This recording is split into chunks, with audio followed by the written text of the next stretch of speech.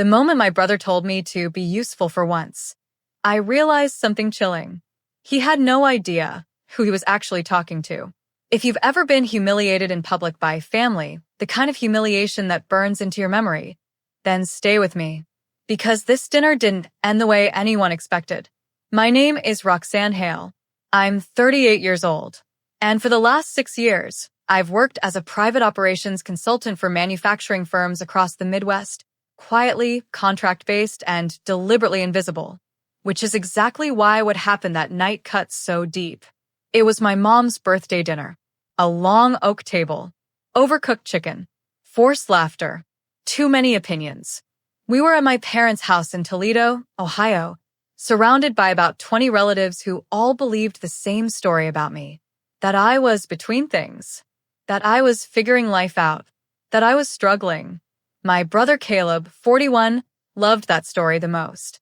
Halfway through dinner, after my daughter Mila, she was 11 at the time, went quiet beside me, Caleb cleared his throat. Slowly, loudly, the way someone does when they want an audience. He slid a folded paper across the table toward me. Roxanne, he said, voice thick with fake concern. You can't keep floating like this. Mila needs stability. A real job. The room leaned in. Dad scoffed. Mom sighed like she was tired of defending me. Someone laughed under their breath. I didn't unfold the paper yet. I didn't have to. I already knew what it was. A warehouse cleaning position at Northway Industrial Logistics, the company where Caleb had been a regional procurement supervisor for over a decade. He smiled. That slow, patronizing smile people use when they think they're rescuing you. This could really help you get back on your feet, he added. Back on my feet. I glanced at Mila. Her shoulders were tight, eyes glued to her plate. She'd heard this before. From teachers. From relatives. From people who thought quiet meant weak. That's when something in me hardened. I picked up the application, folded it neatly, set it down. Thanks, I said calmly. I'll forward this to my assistant. The table froze. Forks hovered midair.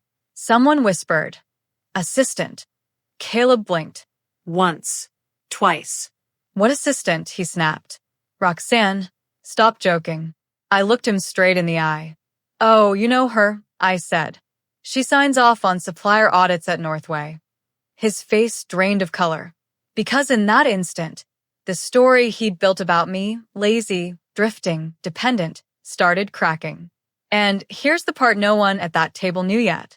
3 months earlier, Northway Industrial Logistics had quietly hired an external consultant to investigate operational losses, vendor fraud, and internal compliance failures. That consultant was me. Hold on, before we get into the real stuff, I want to know, what are you doing at this exact moment while hearing my voice? Are you eating? Driving? Hiding from family? Tell me in the comments. I read every single one. Back at the table, Caleb laughed nervously. You're serious? He asked. You're saying you work with my company? I didn't answer. I just took a sip of water and smiled. Because what he didn't realize was this. That folded application? It wasn't a lifeline. It was evidence. And by the end of the story, that dinner would cost my brother everything he thought made him superior. Caleb thought he embarrassed me in front of my daughter. But he had no idea the audit report with his name on it was already finished. The silence after my words felt heavier than the chandelier above us. Caleb opened his mouth, then closed it again, eyes darting to my mother. She smiled politely, the way people do when they think someone else is bluffing.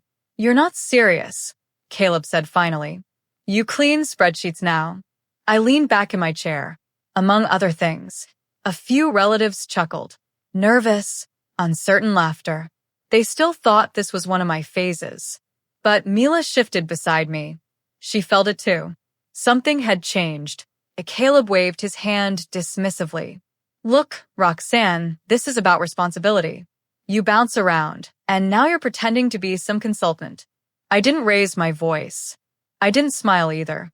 Northway hired me because inventory shrinkage jumped 12% last quarter.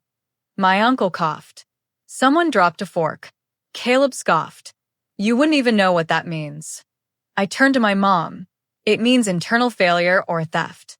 Her smile faltered. Caleb leaned forward. You're lying. That word hung there. Lying. I reached into my purse and pulled out my phone. I didn't unlock it. I just placed it face down on the table. Ask HR who signed the preliminary audit, I said softly. Or ask why vendor payments were rerouted last February. Caleb froze, because February was when his new truck showed up in the driveway. My dad straightened. What are you implying? I met his eyes. Nothing yet. I don't imply. I document. Caleb laughed too loudly. This is insane. I nodded. That's what the CFO said too. Silence again. Here was the truth they didn't know. For 6 months, I had been embedded inside Northway's supplier network. Shadow contracts, inflated invoices, friendly vendors, and a pattern that led back to one department, Caleb's. My phone buzzed. Once. Twice. A text from my assistant. I didn't look. I didn't need to. Caleb swallowed. You think you can scare me? I leaned in just enough for him to hear me. No. I think you already scared yourself. Mila squeezed my hand under the table. That was when my mother finally spoke. Roxanne, maybe this is an appropriate dinner conversation. I nodded. You're right. I picked up the job application, held it up. Caleb, you offered me this because you thought I needed saving. I folded it once more, slowly. I don't clean floors, I said. I clean systems. Caleb stood up, so fast his chair scraped loudly against the floor. This is harassment, he snapped. I smiled then. Just a little. No. This is oversight. My phone buzzed again. This time I looked, and that was when I saw the subject line. Urgent. Preliminary findings approved. I locked my phone and stood up. Dinner was lovely, I said. But tomorrow morning, Northway will be requesting formal interviews. Caleb stared at me like he was seeing a stranger, because in that moment, the version of me he'd bullied for years was gone, and the audit was no longer quiet. By sunrise, Caleb would realize this wasn't about revenge. It was about consequences. By the next morning, Caleb's name was no longer just a whisper in a report. I woke up before my alarm, that uneasy calm settling in, the kind that comes right before impact. Mila was still asleep, her hair fanned across the pillow, unaware that the world was about to tilt. I made coffee, checked my phone, and saw 7 missed calls, all from unknown numbers, all corporate. At 7:42 a.m., the first email hit. Northway's compliance team requesting my presence at headquarters. Formal, polite, urgent. By 8:10, Caleb texted me for the first time in years. What did you do? I stared at the screen. Didn't reply. This is the part people never see. Revenge isn't loud at first. It's quiet. Procedural. It happens in conference rooms with glass walls and bad air conditioning. At Northway, executives sat stiffly as I connected my laptop. I walked them through timelines, vendor codes, signature overlaps, expense anomalies. I didn't say Caleb's name at first. I let the data do that. When it finally appeared on the screen, one executive exhaled sharply. He approved all of these? The COO asked. Yes, I said, and rerouted payments through a shell vendor registered to his college roommate. Silence. By noon, HR had locked Caleb out of the system. I was driving home when my mom called. What's happening? She demanded. Your brother's not answering. I pulled over. He's in a meeting. With who? With consequences. She accused me of exaggerating, of jealousy, of trying to tear the family apart. I listened without interrupting. Then I said, Mom, you raised me to be thorough. She hung up. That afternoon, Mila came home from school quieter than usual. Uncle Caleb didn't pick up, she said. I knelt in front of her. Adults make choices. Sometimes those choices catch up. She nodded. She understood more than they ever gave her credit for. At 6:03 p.m., Caleb showed up at my door. No smile, no confidence, just red eyes and shaking hands. You destroyed me, he said. I crossed my arms. No, I documented you. He stepped closer. You could have warned me. I laughed once. You handed me a janitor application in front of my child. He flinched. They're suspending me, he whispered. Pending investigation. I looked past him at the street. That's step one. He dropped his head. Please. That word felt heavy, but not enough. Because here's what Caleb still didn't know. The audit wasn't the only thing I'd been hired for. Northway's largest client, a federal contractor, had been briefed. And they don't tolerate irregularities. Earlier that morning, while executives debated wording and legal exposure, a separate email had gone out. Compliance escalation. Mandatory disclosure. When government contracts are involved, silence becomes a liability. I remembered Caleb's voice at dinner. The certainty. The smirk. The way he'd enjoyed shrinking me in front of everyone. That memory didn't make me angry anymore. It made me focused. This wasn't about humiliating him back. It was about drawing a line Mila would remember. A moment where dignity won. Where quiet competence spoke louder than cruelty. Where being underestimated became an advantage instead of a wound. Standing there, watching my brother unravel, I realized something else. Power doesn't shout. It waits. It listens. And then it moves when the timing is irreversible. That was the lesson Caleb had taught me without meaning to. I had learned it well, refined it, and turned it into armor. I also understood that families rarely forgive mirrors. They forgive apologies, excuses, and silence. But they struggle when someone reflects the truth back at them without flinching. That reflection was already cracking more than just my brother's career. My phone buzzed again. This time, I answered. Yes, I said. Understood. I hung up and looked at Caleb. They're expanding the scope, I said. External review. His knees buckled. He sat on the step. I was going to pay it back, he whispered. I shrugged. You should have started with respect. As he left, broken and smaller than I'd ever seen him, I felt something unexpected. Not triumph, relief. Because my daughter had seen me stand up. And that mattered more than any punishment. But the story wasn't over yet. What came next would make that dinner feel merciful. The fallout didn't explode. It spread. That's what people misunderstand about consequences. They imagine one dramatic moment.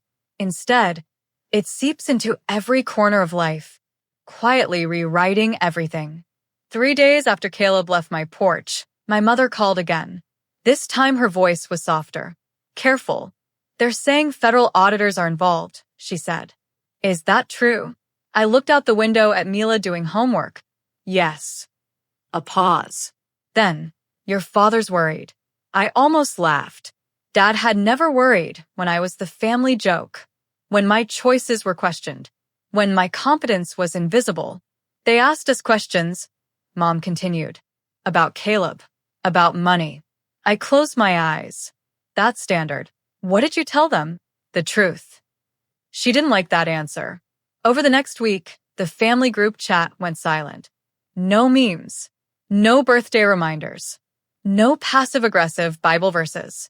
Silence is its own verdict. At Northway, the investigation widened. Emails surfaced. Old approvals re-examined. 2 other managers were placed on leave. Turns out Caleb hadn't been alone. He'd just been sloppy enough to leave fingerprints. And then came the call I'd been expecting. The federal contractor. They wanted a briefing. In person. I wore a navy blazer and no jewelry. I kept my hair simple. Power doesn't need decoration. The room was cold, windowless, and packed with people who didn't smile easily. They asked how long I'd suspected internal fraud. 6 months, I said. Why didn't you act sooner? I gathered proof. One man nodded. That restraint saved us millions. When I left, my phone buzzed nonstop. Unknown numbers. Reporters sniffing around. Northway's PR team scrambling to contain the narrative. By Friday, Caleb's suspension became a termination. Cause gross misconduct. My parents found out through a neighbor. That night, my dad came to my house for the first time in years. He stood awkwardly in the doorway, like he wasn't sure he was welcome. You embarrassed us, he said. I didn't invite him in. No. Caleb did. He sighed. He's your brother. I met his gaze. And Mila is my daughter. That was the moment he finally understood this wasn't a sibling rivalry. This was a boundary. Inside, Mila listened from the stairs. Later, she asked, "Did I do something wrong?" I hugged her tightly. You did everything right.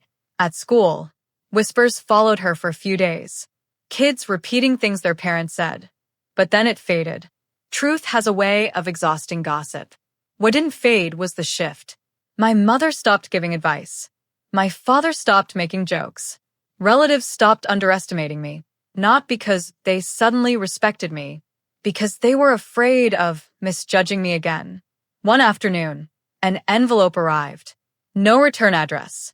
Inside was the same job application Caleb had slid across the table. This time, torn in half. No note. I smiled. That evening, Mila and I ordered pizza and watched a movie. She leaned against me and said, "I like when you're not quiet." I kissed her hair. Me too. But even then, I knew something else was coming. Because when institutions start protecting themselves, they look for someone to blame. And when families feel exposed, they look for someone to sacrifice. Caleb was already gone, which meant the next target might be me. And when they came for my silence, I had a choice to make. They didn't ask me to lie. They asked me to disappear. The call came on a Tuesday evening, just after I tucked Mila into bed. The number was blocked. I answered anyway. "Roxanne," a man said calmly. "This is Northway's legal counsel." I already knew. He spoke carefully, like every word had been rehearsed by 3 committees and a crisis firm. He thanked me for my work, praised my professionalism, mentioned how valuable I was to the company. Then he slid it in. "We'd like to discuss a separation agreement." I leaned against the counter. "I'm a contractor." "Yes," he said, "which makes this easier." Easier for them. He explained the offer. A generous payout. 6 figures. Immediate. No delays. No taxes withheld. In exchange, I would sign a non-disclosure agreement. Permanent. Comprehensive. Airtight. "You'd be protecting the company," he said. I smiled to myself. "From what?" "A prolonged media cycle," he replied. "And further reputational damage." Translation from me. I asked for time. He gave me 48 hours. That night, I couldn't sleep. Not because I was tempted, but because I understood the weight of the decision. Silence would make life smooth, comfortable, safe. But silence would also rewrite the story. It would turn Caleb into a lone bad actor. It would erase the systems that enabled him. It would teach Mila that truth is negotiable. The next morning, my mom showed up unannounced. She looked tired, older. "They're offering you money," she said, not asking. "Yes." She sat down slowly. "You should take it." I waited. "For Mila," she added. "For peace." I looked at her. Really looked. "You mean for comfort?" She flinched. "You don't understand what this is doing to the family," she said. "People are talking." I nodded. They always were. Just not out loud. She reached for my hand. "You've made your point." I pulled my hand back gently. "No. I've told the truth." She left in tears. That afternoon, Mila asked why Grandma was upset. I told her something simple. "Sometimes people confuse quiet with kindness," I said. "They're not the same." She thought about that, then nodded. The deadline approached. At Northway, executives scrambled. I knew because my assistant forwarded internal chatter. Panic disguised as process. They assumed money would solve it. It always had before. I walked into my office, opened my laptop, and began compiling a second report. Not for Northway. For regulators. Every email. Every approval chain. Every ignored red flag. At 11:47 p.m., I emailed Northway's legal counsel. "Thank you for the offer," I wrote. "I decline." No explanation. At 12:03 a.m., I sent the report. The fallout was immediate. By morning, the story broke. Not just Caleb, not just Northway, but systemic failure, complicity, negligence. My phone exploded. Friends I hadn't heard from in years. Distant cousins suddenly supportive. Reporters requesting statements. I declined them all. Because the loudest moment wasn't on television. It was at breakfast. Mila looked up from her cereal and said, "You chose hard." I nodded. Yes. She smiled. I'm glad. That was enough. But choosing hard has consequences too. And the next one was already knocking. What Northway did next would test how far I was willing to go. Northway didn't come after me loudly. They came after my credibility. 2 days after the report reached regulators, an article appeared online. No name attached. Anonymous sources. Carefully worded. It painted me as a disgruntled contractor. Implied I had personal motives. Suggested I'd exaggerated findings because of family conflict. I stared at the screen. Not angry, impressed. This was their counterattack. By noon, 3 more articles echoed the same tone. Different outlets. Same framing. Enough doubt to muddy the water without making a direct accusation. My phone rang. It was my assistant. They're trying to discredit you, she said. Quietly. I know, I replied. They're scared. And scared institutions do dangerous things. That afternoon, a formal letter arrived. Northway was alleging breach of contract, claiming I'd exceeded my scope, threatening litigation. They wanted to drain me.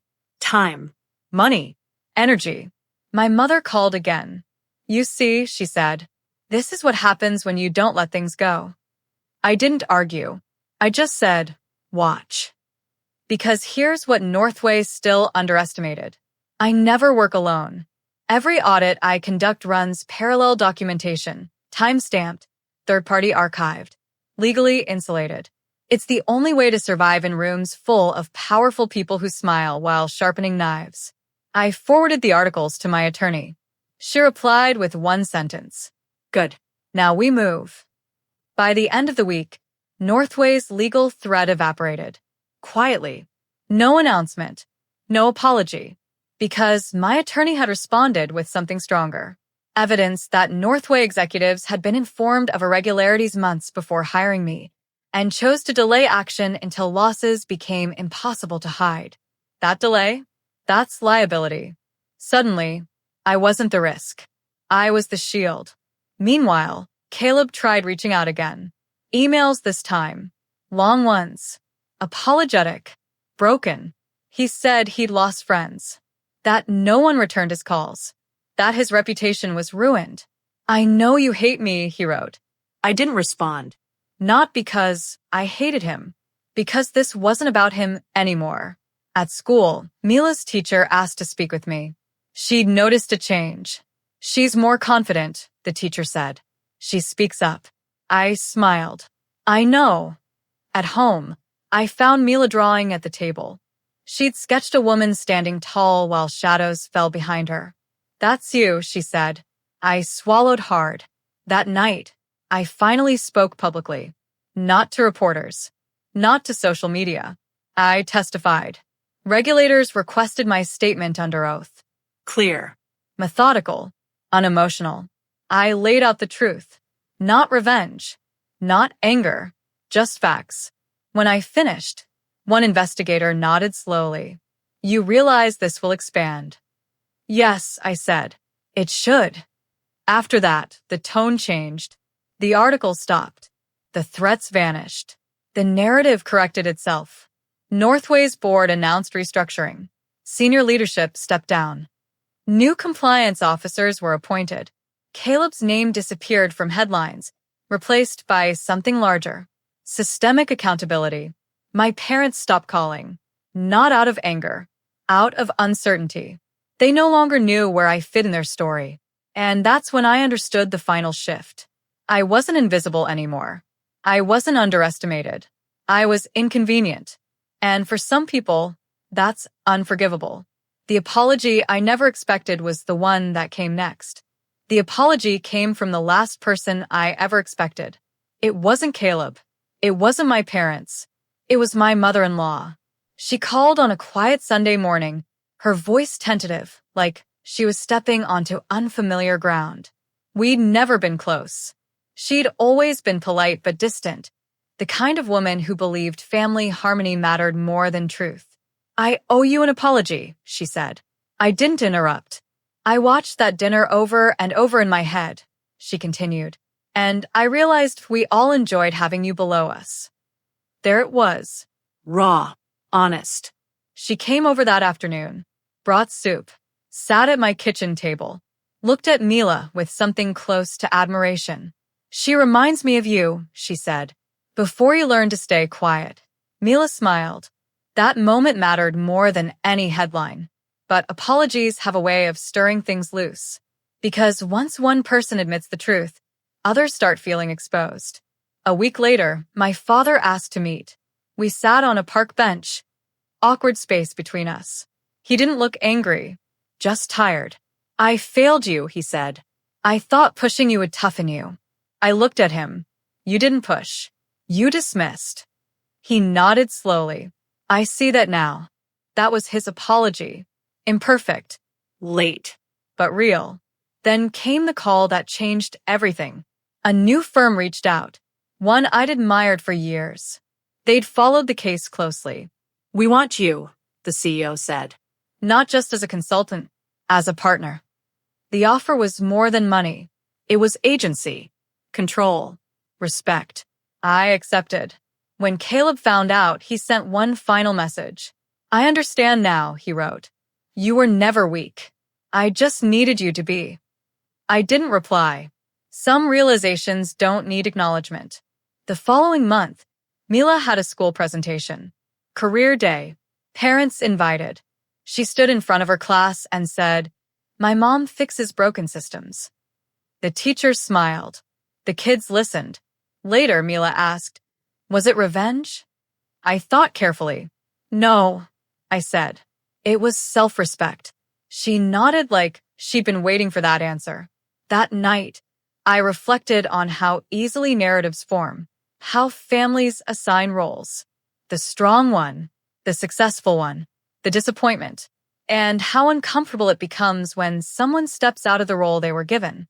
Revenge stories are supposed to end with someone defeated, but this wasn't about defeat. It was about balance. Caleb lost his illusion of superiority. My parents lost their certainty. Northway lost its ability to bury truth. And I gained something quieter. Freedom. Not the loud kind. The steady kind. The kind that lets you sleep at night. The kind that teaches your child how to stand. Still, not everyone was happy. Extended relatives whispered. Old friends avoided eye contact. People who benefited from my silence resented my voice. That was fine, because the cost of being underestimated is heavy. But the cost of reclaiming yourself? Worth it. Just when I thought the story was over, one final message appeared, threatening to reopen everything. The message arrived at 2:17 a.m., and it was only 6 words long.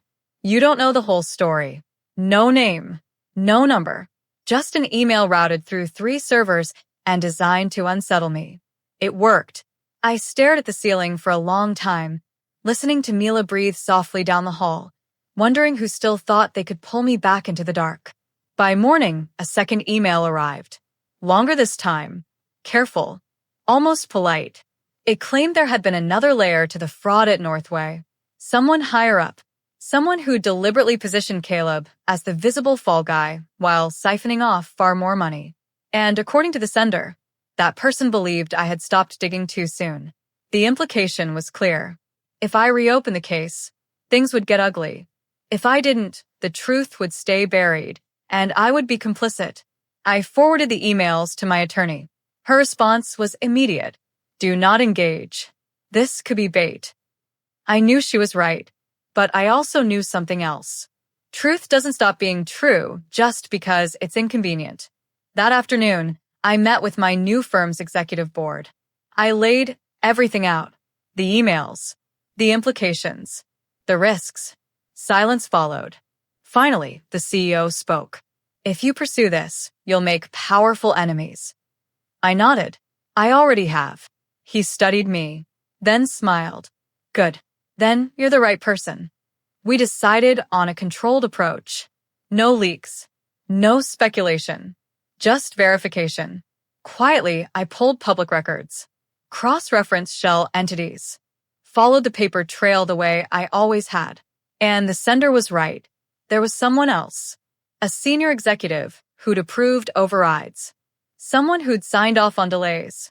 Someone who'd quietly exited the company months before the audit concluded. Protected. Untouched. The realization made my stomach turn. Not because of the scale. Because of the pattern. Caleb hadn't just been arrogant. He'd been expendable. That night, my mom called again. We hadn't spoken in weeks.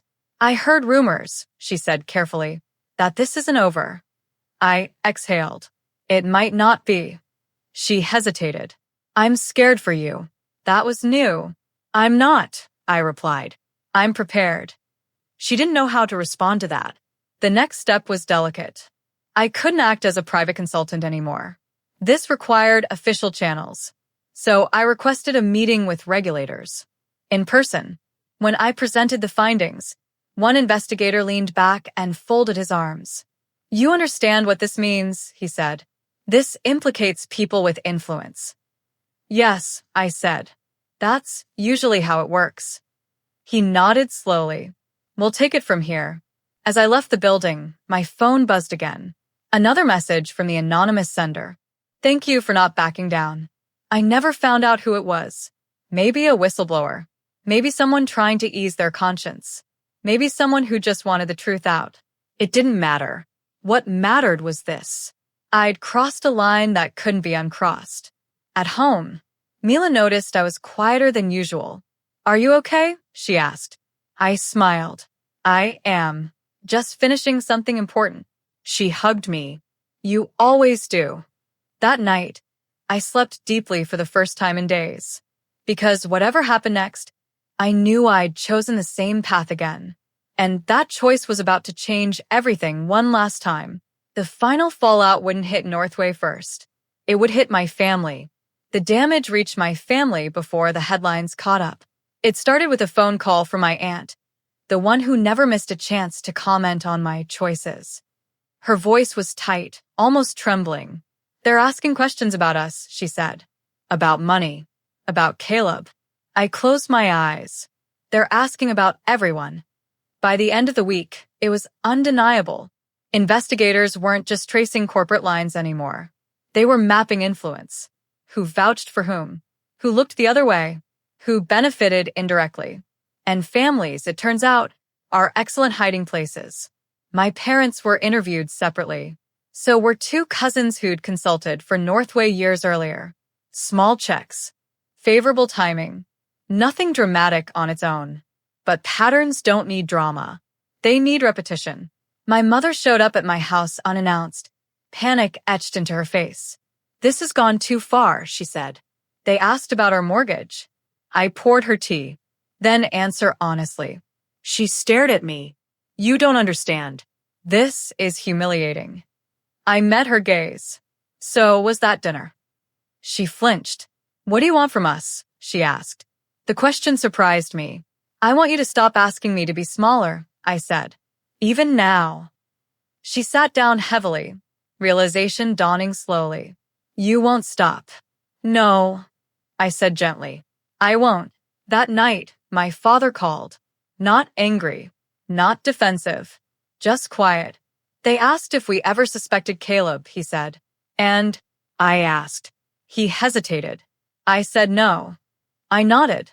That's your truth. He sighed. But I should have. That was as close as he could get to regret. Meanwhile, the anonymous emails stopped. No more warnings. No more encouragement. Just silence. Which usually means the gears are turning somewhere you can't see. At my new firm, security protocols tightened. Meetings moved. Names were removed from calendars. This wasn't paranoia. It was prudence. One evening, Mila asked if we were in trouble. I knelt in front of her. We're in the middle of something. She thought for a moment. Is it the right thing? Yes, I said without hesitation. She smiled. Then we're okay. Children have a way of simplifying the world adults complicate. A few days later, the call came. The senior executive, the one who'd quietly escaped, had been formally named in a sealed filing. Charges pending. Negotiations underway. The story was about to break wide open. And then my brother called. I almost didn't answer, but I did. His voice was different. No bitterness. No entitlement. Just exhaustion. "They're talking to everyone I know," he said. I didn't know how deep it went. "I know," I replied. "I should have listened to you," he said. I didn't respond. "I don't expect forgiveness," he added. "I just wanted you to know. I see it now." I closed my eyes. That's enough. When the news finally broke, it wasn't explosive. It was methodical. Names. Dates. Charges. No speculation. No drama. Just truth, laid out plainly. My family stopped calling. Not because they blamed me. Because they finally understood I couldn't be controlled. And that terrified them more than any investigation. The night before the final announcement, I stood in Mila's doorway and watched her sleep. Peaceful. Unburdened. I realized then that this was never about revenge. Revenge looks backward. This was about building a future where my daughter never learns to accept disrespect as normal. Tomorrow it would end. One way or another. The final outcome would surprise everyone, especially me. The ending didn't arrive with applause. It arrived with clarity. The announcement came on a quiet Thursday morning. No breaking news banner. No shouting anchors. Just a formal statement released by regulators and echoed by every major outlet within hours. The senior executive was charged. Plea negotiations underway. Cooperation confirmed. Northway agreed to a sweeping settlement. Oversight reforms. Independent monitoring. Leadership restructuring. No more quiet exits. It was over. I closed my laptop and sat there for a long time, waiting for something dramatic to happen inside me. It didn't. What I felt wasn't victory. It was peace. My phone buzzed once. A final message from my attorney. "You did exactly what you were supposed to do." I forwarded it to Mila's tablet with a heart emoji. She ran into the room a moment later. "Did we win?" I smiled. "We finished." She accepted that answer easily. That afternoon, my parents asked to come by together. For the first time in my adult life, they didn't arrive with advice. They sat at the table, hands folded, eyes uncertain. My mother spoke first. "We were wrong." No excuses. No conditions. Just that. My father nodded. We mistook silence for strength and noise for success. I let the words land. "I don't need apologies anymore," I said. "I need respect." They agreed. It wasn't dramatic. It wasn't cinematic. It was real. Caleb never reached out again. I heard through distant channels that he'd taken a job far away. Smaller. Quieter. Maybe humbler. Maybe not. That part wasn't mine to manage. Weeks passed. Life normalized. Mila laughed more. I slept better. My new firm thrived. Not because of the case, but because integrity attracts its own gravity. One evening, Mila and I sat on the porch watching the sun dip low. She asked a question that stopped me cold. "Why did Uncle Caleb need you to be small?" I thought for a moment. "Because if I was big," I said, "he'd have to face himself." She nodded, then smiled. "I'm glad you didn't." So am I. Here's the truth most revenge stories don't tell you. The real power isn't embarrassing someone who wronged you. It's refusing to stay in the role they assigned you. It's choosing dignity when silence would be easier. Choosing truth when money is offered. Choosing example when a child is watching. That dinner could have broken me. Instead, it clarified everything. To anyone listening who's been underestimated, dismissed, or publicly diminished, especially by family, remember this. You don't need to announce your worth. You just need to live it long enough that they can't ignore it anymore. And when they finally see you clearly, you won't need revenge, because you'll already be free. If this story resonated with you, if you've ever stayed quiet to keep the peace or been pushed into a role that never fit, take a moment to like this video, share it with someone who needs to hear it, and subscribe to the channel's Silent Revenge Lab. Stories like this remind us that the strongest responses are often the calmest ones. Thank you for listening.